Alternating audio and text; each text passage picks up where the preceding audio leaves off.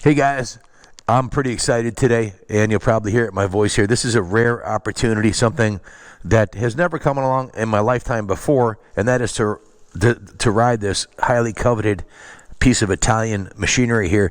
This is a Moto Morini 3.5 Sport. It's a 1975 model. It's 45 years old, and it's in absolutely gorgeous shape.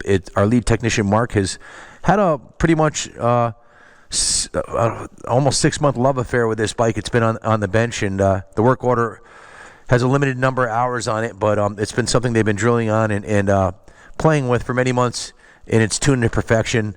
Mark's a perfectionist, and this thing is absolutely amazing. I did a little research on this bike because, frankly, I've never seen one before, and Moto Morini is known for their GP racing bikes, mostly their single-cylinder GP racing bikes, and they had some success on the World Grand Prix circuit. The owner of the company, Alfonso Morini, actually passed away in 1969, and his only daughter, Gabriella, took over the company. She was a pretty sharp cookie, and her dad had taught her well, and she lured away from Ferrari, one of their lead engineers, and his last name was Labertini. I'm pretty sure. If I murdered that, sorry, but I think it was Alfonso Labertini. I'm going by memory here, but in any event, he was a Ferrari engineer who designed his first 344cc 72-degree longitudinal B-twin engine, and it was an absolute home run. This bike weighs only 320 pounds. It handles like it's on rails, and the engine is highly coveted and praised for its efficiency. It got almost 60 miles per gallon, and this particular model was pulling 39 horsepower, and with the 6-speed transmission, it was capable of doing 100 miles an hour. It would do the ton. Cafe racer, sexy as hell, Italian, and it would do the ton. So they're highly coveted. They were very expensive then. Guess what? They're very expensive now. They're hard to find, very rare. Like I said, I've been in Daytona coming up on 30 years in a row. I've never seen one down there ever. This one has 2,974 miles showing on the Veglia original Moto Morini emblazoned odometer and tachometer, which are in great shape. This model, what's that? Oh, I'm going to. I just wanted to go over a few things. First, I'm going to take it for a ride, and then I'll go over the work order. Just know that this thing was massaged as good as we could possibly get it. The entire frame was gone over with a magnifying glass by Mark, and there's no issues with the frame. Then I went through the detail shop, and they painted the frame. So this is the choke. It's a dual carburetor system, so it has an electronic petcock on this side and then a manual on the other. And it's even though it's 45 years old, it seems thoroughly modern. So that's your choke. You flip that up. I've never started this bike before. I've never ridden this bike before. Look, it's stone cold. You wouldn't do that if it was hot. This is the other choke on this side. Mark says it starts super easy and runs like a champion. I've heard him ride it a dozen times because he's been riding it and tuning it to perfection. And the motor's beautiful. Again, this is a 6-speed dry clutch 344cc air-cooled 72-degree longitudinally opposed V-twin, way ahead of its time, designed by Ferrari, basically by a Ferrari engineer. So very sexy Italian bike. It's the right color, red. Local painter laid down a nice new paint job on this thing. The original paint was shot. So this is the ignition key. It seems to have 3 detents. I'm going to go all the way to the back. I'm assuming that's the right way, but I'm not positive because, like I said, I've never started this bike before. I've seen it started, but I've never started it myself. So let me give it a kick and see what happens.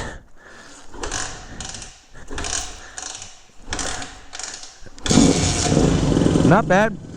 Third time. All right, so I'm going to turn the choke off. Oh, it died. I'm going to turn both the chokes off and start it up again, see what happens. Can you open the door, please, Eric? Thanks, bud. Fires right up. They're stone cold. Looks like all the lights here are working on it's just sexy. It's got the Moto Morini logo up there. And one of the first things I'm noting sitting on the bike, I've test driven close to 2,000 motorcycles in the last 5 years.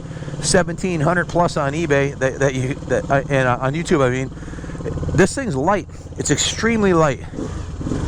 And the engine seems to rev very freely, so wow. Feels tight. Feels like you'd expect a GP bike to feel, and I guess that should come as no surprise because that's its heritage. So I definitely have the best job in the world. I'm going to go for a little ride before the rain starts coming.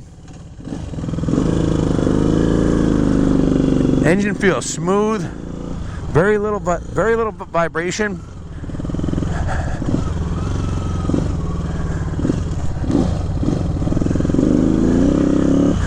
Six-speed transmission, shifts beautifully. Wow, holy shit. This thing pulls way stronger than you would expect a 350 to. No wonder Mark didn't want to let it go. He was having a ball playing with this thing. Where else do you get to work on a 45-year-old Ferrari designed Moto Morini 3.5? Great story behind the bike, great history, and man, this thing handles great. Like I said, Mark went right through it. Gave it not a full restoration. I'll call this more of a preservation service. With only 2,975 miles, it didn't really need a restoration. The engine had perfect compression, which indicates it was, you know, well cared for. It was owned by a collector that we purchased, Jesus, I think 40 motorcycles from. A whole bunch of bikes, that's for sure. We got the short bus in front of us here, so. Handles beautifully. Brand new set of tires. Front and rear have been replaced. New tubes. Mark went through the wheel bearings. Everything's greased to perfection. I did check the bearings. One of the first things I do, I'm an old school guy. I've raced motorcycles my whole life. First thing I do when I get a vintage bike, I grab the rear wheel and shake it. Absolutely zero play. Swing arm bearings, rear wheel bearings, totally on point, super tight. And you know, that's all contributing to the way this thing handles. It handles beautifully. Gotta get out of the way, short bus. You're driving me crazy. So, and it's a short drive for me to crazy, as you all may already know. Kaplan America is ready to come out in a second here. Don't mess with the short bus. So, the brake levers are nice. Brake and clutch lever, they have a nice feel to them. They're like a dog leg lever like you see almost on a motocross bike. It's got the Superbike low bars, and the paint job is beautiful. I love the color. This was a the painter tried to match the original color to the best of his ability, so, and it's pretty damn close. So I'm gonna turn around here and head back. It's starting to rain out, so almost got run over by a minivan. That would have really sucked. Minivan ran the stoplight, or stop sign. Kaplan America crushed by minivan. What a way to go. My Moto Morini saved the day. This thing handles awesome. Again, this thing's rated to do the ton. It'll do 100 miles an hour. I'm doing 65 right here, right now. Brakes are awesome. That's 70. Woohoo! Plenty to go. This thing will rev to 8,500 RPM. I haven't taken it over 4,500 RPM yet. So this thing will scream. You know, I don't believe in beating on motorcycles. If you watch my videos, very rarely will you see me winding a bike to the moon. I think it's my my nature, my background of being a privateer motocross racer. I had to pay for everything myself, so there was no big dollar sponsors, you know, paying for stuff. So if I screwed something up, it was my ass. So and you know, I don't come from money. My parents didn't have money. We begged, borrowed, and stole, and well, we didn't steal. It's one thing they told me never to do, but probably a crappy analogy. We worked hard, saved our money, and bought bikes when we were kids. And you know, I was thinking the other day, this I can say with the God's honest truth. I've never purchased a motorcycle and had it leave my hands not improved in some way, shape, or form. Every motorcycle I've ever owned, when you buy a bike from me, it's better than when I got it. A lot of people see me bringing bikes in, and I put all this time and effort, like, why don't you just sell it and make more money? I'm not in this industry for the money, if you haven't figured that out already. I've spent over $1 million a year on this motorcycle museum, $2.5 million of my own money, and $4 million that I borrowed. So I'm not in this for the money. I'm in it because I love motorcycles. That's why I'm in this industry. And I just can't see, you know, flipping a bike with that needs a little bit of work or needs some love, you know. And if I can do it without losing my shirt, because it is a business, I do have a staff to pay, I will, you know. I'll the bar end mirror's a little bit loose. Anytime you do a restoration, there's always a, listen to this thing. Yee-hoo! It handles nice. I think I bought it up a little over 5,000 that time. Accelerates nicely, handles beautifully. Really nice bike. The brakes work great too. They're period correct drum brakes. I'll bet this thing would wheelie. Like I said, I don't want to beat on it. I don't believe in beating on vintage iron, but man, this would be a fun bike to take out on the track. It does have a GP heritage. This would be a lot of fun. So I'm gonna bring it in before I push my luck with it. Well, before I do that, let me pull over and give you another good look at it. It's also starting to drizzle out a little bit. The original seat appears to be in excellent condition, and even the graphic on the back, it looks new. That's not a new seat. It does have a brand new chain on it. I'll go over the work order when I bring it inside, but that's a beauty. Look at the pictures. This is a very amateur film quality. Well, it's done with my GoPro, so it has the original Moto Franconi exhaust. You can see Silencio Franconi. It's just a sexy bike. The shocks are nice chrome, fat shocks, super stiff, rear swing arm bearings and everything. Lots of nice features like the Zerk fittings on the swing arm, so you can easily lubricate your swing arm bearings. Center stand and kickstand are in beautiful shape. The pegs aren't bent. The shifter's not bent. The clutch lever is not bent. The bike doesn't appear to have been dropped at any point. There's no evidence. So I asked Junior, I said, what are these trading for? I did a little research. He saw one sell recently for $8,000 and said he thought it was worth somewhere between $8,000 and $10,000. But like I said, we just did a lot of work on this bike, and I have a work order inside. I'll go over with you. I think we have about $3,300 into the preservation services on this. So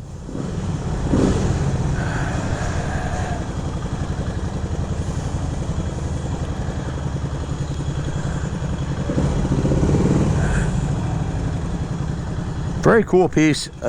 Not something you're going to find. You can hear the dry clutch on it. The dry clutch is makes a, like on a Ducati, it has a little bit of a chatter to it. But I'll go over the work order real quick for you. Kenny, can you grab one of those new rags and wipe the rain off of this, please? Or Eric?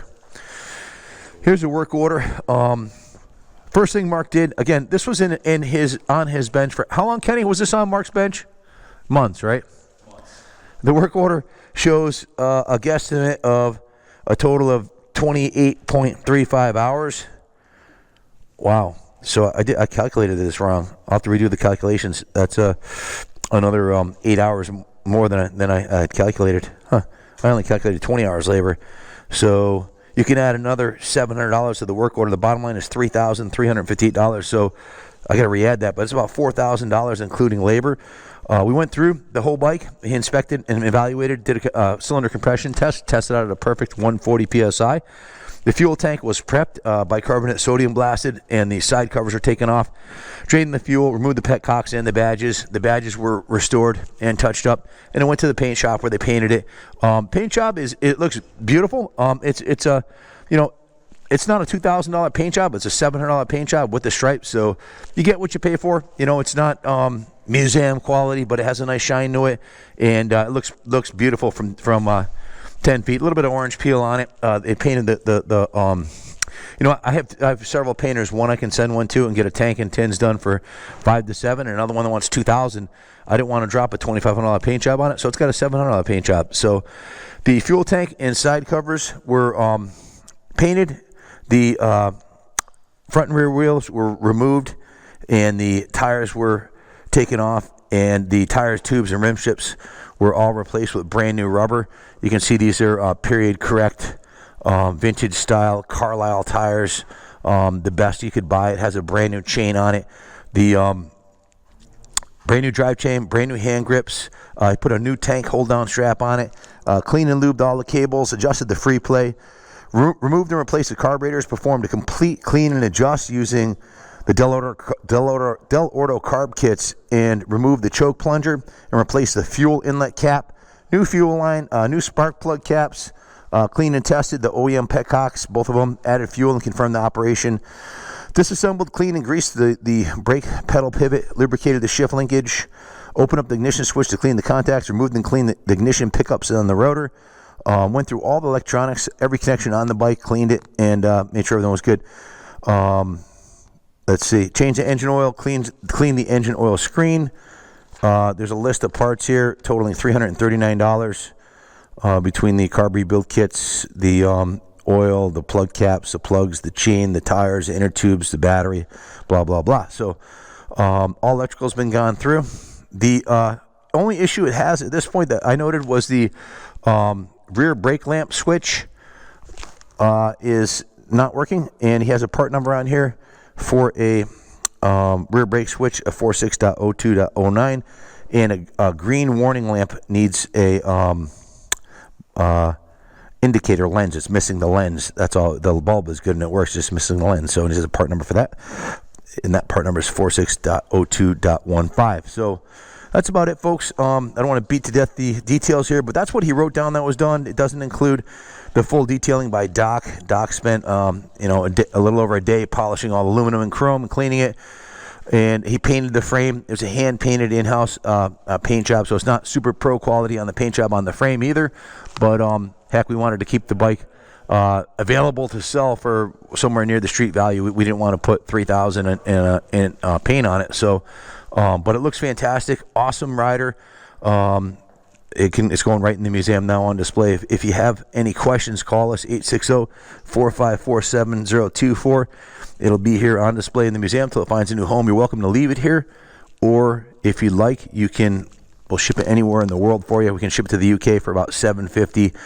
Figure West Coast, California, $750. Anywhere on the East Coast for $500 or so. And it'll be a great addition to your collection. Super rare, highly coveted, Ferrari designed Moto Morini 3.5. You're not going to see another one come up anytime soon this nice, with the original upholstery on the seat looking that clean. The original fenders are beautiful, no damage to the fenders. Like I said, doesn't appear to ever have been dropped. The headlight, the front fork assembly is real nice. So good luck bidding on it. Please subscribe to the channel. Just hit subscribe and like the channel, share the video, and hopefully we'll see you at one of our great events we're having this summer. We got the Brewfest coming up. We've got bike nights every Friday night. We've got Rock Stock. It's a music festival here. Then we have Rocktober, another music festival in the fall with over 10 bands at each music festival, Battle of the Bands. And we've got Mini Bike Mania, Motorcycle Mania. I could keep going, but you get the idea. A lot of fun stuff going on here. All the proceeds from the sale of this motorcycle, if we make anything, which is highly unlikely, seeing how we fiddle-farted around with it for months on end, and spent a whole bunch going through it and paid a lot for it when we got it. So usually these are labors of love that at the end of the day, it costs me money doing them, but we do them, and it's because we love what we're doing. Again, I told you earlier, I don't do this for the money. I do this because I'm obsessed with motorcycles. So good luck bidding on this bike. All proceeds go to support the New England Motorcycle Museum. And as always, God bless America, God bless Italy, and God bless Ferrari's engineer for building this kick-ass V-twin, 100 mile per hour, 39 horsepower jewel of an engine. Over and out.